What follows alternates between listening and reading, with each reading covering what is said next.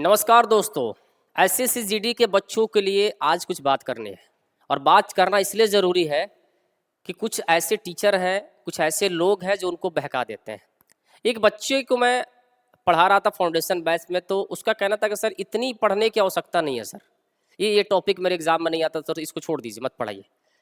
मैंने उसको समझाया था कि बाबू फाउंडेशन बैच का मतलब होता है आपको हम पूरी तरह से तैयार कर देंगे ताकि किसी भी एग्जाम में अगर आपको बैठना पड़े और कोई भी सवाल किसी भी टॉपिक से उठा के आपको दे दिया जाए तो आपको परेशानी ना हो।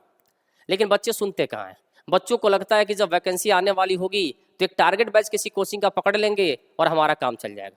जिन लोगों ने भी टारगेट बैच को किया होगा और एसएससी जीडी के एग्जाम में बैठे होंगे उन्हें पता चला होगा कि फाउंडेशन बैच और टारगेट बैच में फ़र्क क्या होता है।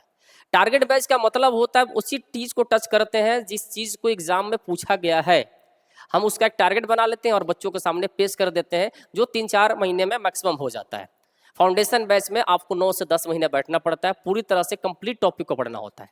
इस बार एसएससी जीडी के जो एग्जाम दे रहे हैं वो सारे बच्चे, बहुत सारे बच्चों ने कहा है कि सर क्लॉक टॉपिक से, कैलेंडर टॉपिक से बहुत सारे क्वेश्चन हमारे एग्जाम में पूछे जा रहे हैं।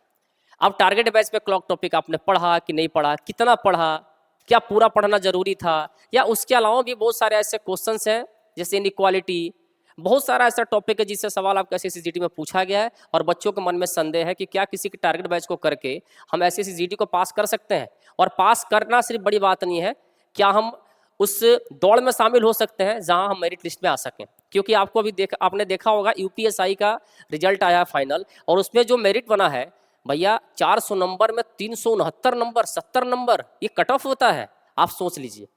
तो जिस तरह से भीड़ एसएससी जीडी में है, अगर कोई बच्चा टारगेट बैच के भरोसे बैठा हुआ है, वो फाउंडेशन बैच को नहीं करता है कि समय ज़्यादा लग जाएगा, तो भैया ये आप गलती कर रहे हैं। एसएससी जीडी वाले मेरे प्यारे बच्चों, ध्यान से समझ लो, एक बार फाउंडेशन बैच आप कहीं पढ़िए, मतलब उससे नहीं होता, लेकिन एक बार फाउंडेशन बैच कंप्लीट पढ़िए, तभी आप एसएससी जीडी के लिए पूर्ण रूप से तैयार होइएगा।